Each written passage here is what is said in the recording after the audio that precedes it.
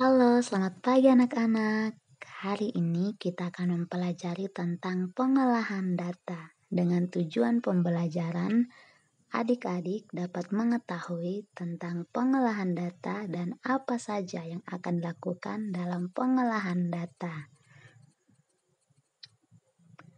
Ada beberapa hal yang akan kita pelajari terkait pengolahan data, di antaranya adalah A. Mengumpulkan data, B. Menyajikan data dalam bentuk tabel, C. Membaca dan menafsirkan data dalam bentuk tabel, D. Menyajikan data dalam bentuk diagram batang, E. Membaca dan menafsirkan data dalam bentuk diagram batang. Contohnya, contoh proses pengolahan data dalam kehidupan sehari-hari adalah pemilihan ketua kelas, pemilu, dan lain-lain.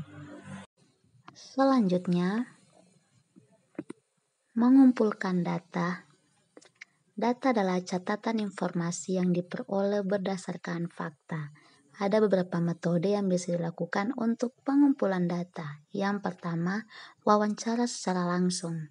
Kedua, pengisian kuesioner atau angket. Ketiga, mengambil data dari sumber yang sudah ada, misal data absensi, data sensus penduduk, dan lain-lain. Data yang diperoleh tersebut kemudian diolah dan disajikan dalam bentuk tabel atau diagram. Selanjutnya, menyajikan data dalam bentuk tabel. Data yang diperoleh dari wawancara, pengisian kuesioner atau pencatatan langsung kemudian disusun dan disajikan dalam bentuk tabel atau diagram. Contohnya, berikut data nilai ulangan kelas 4.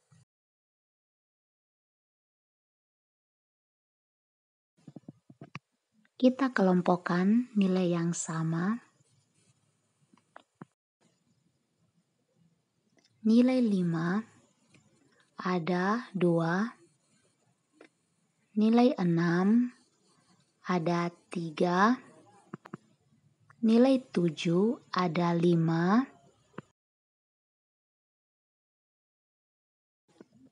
nilai 8 ada 4,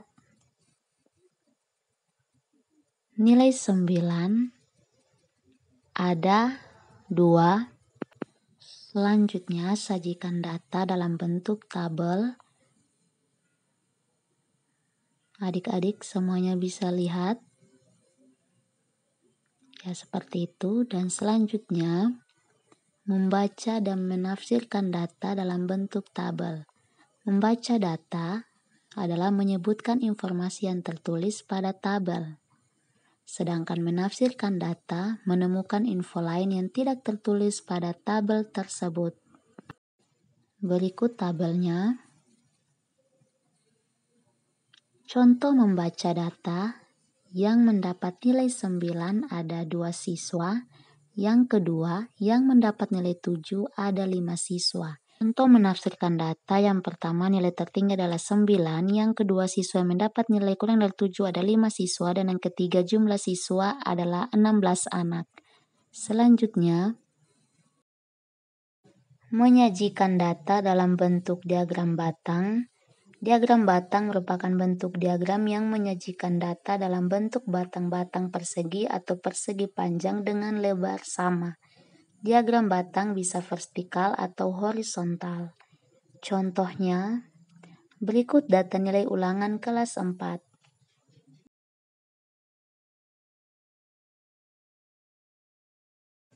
Bentuk diagram batang yang ditunjuk oleh anak panah.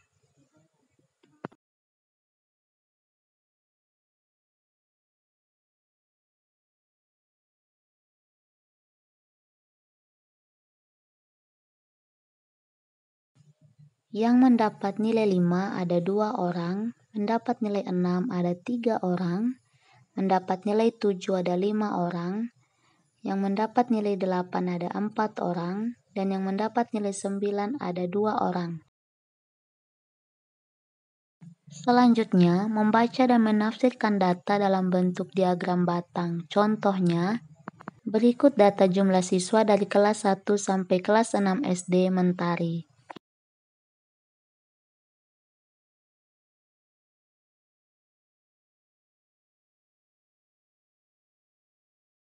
Berdasarkan diagram batang bisa disimpulkan sebagai berikut. Yang pertama, jumlah siswa kelas 1 40 anak. Yang kedua, jumlah siswa terbanyak adalah kelas 3 yaitu 50 anak. Dan yang ketiga, kelas 1 dan 4 mempunyai jumlah siswa yang sama yaitu 40 anak. Yang keempat, jumlah seluruh siswa adalah 40 ditambah 45 tambah 50 ditambah 40 ditambah 35 tambah 60 sama dengan 240 anak. Pembelajaran kita cukup sampai di sini. Semoga adik-adik semua dapat memahaminya. Sekian dan terima kasih.